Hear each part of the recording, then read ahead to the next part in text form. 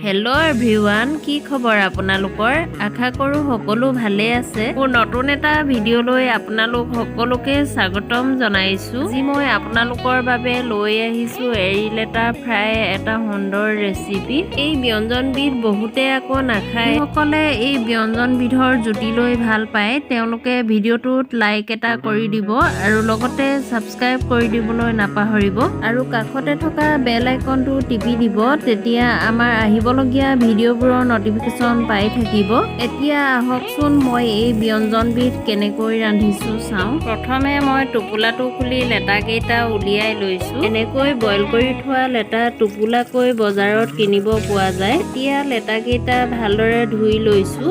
এতিয়া লেটাকেইটা মাজতে দুটুকুৰাকৈ গোটেইখিনি লেটা মই কাটি লৈছোঁ। এনেকৈ কাটি ল'লে ভিতৰলৈকে নিমখ হালধি ভালদৰে সোমাই যায়, তেতিয়াহে খাবলৈ খুব টেষ্টি হয়।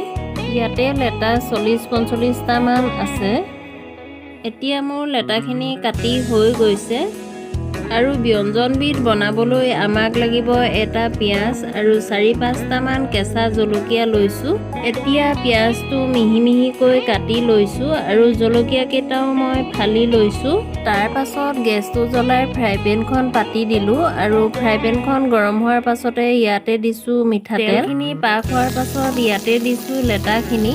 এবাৰ ভালদৰে লৰাই দি ঢাকনিখন লগাই দিছোঁ, নহ'লে লেটাবোৰ ফুটি উপহি আহে। মাজে মাজে এনেদৰে লৰাই থাকিব।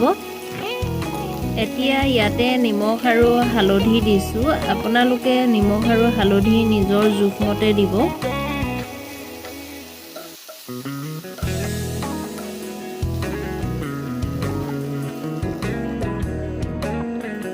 2 মিনিটমান এনেদৰে ভজাৰ পাছত ইয়াতে মিহি মিহিকৈ কাটি থোৱা পিঁয়াজখিনি দিছোঁ আৰু লগতে ফালি থোৱা কেঁচা জলকীয়াকেইটাও দিছোঁ। এতিয়া এবাৰ ভালদৰে লৰাই ঢাকনিখন লগাই দিছোঁ। গেছৰ জুই মিডিয়ামত ৰাখি আপোনালোকে ভাজিব।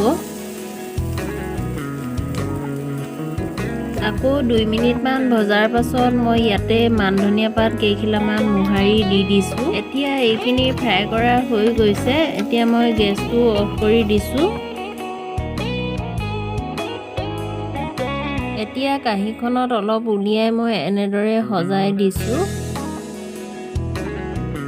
ভিডিঅ'টো শেষলৈকে চোৱাৰ বাবে ধন্যবাদ।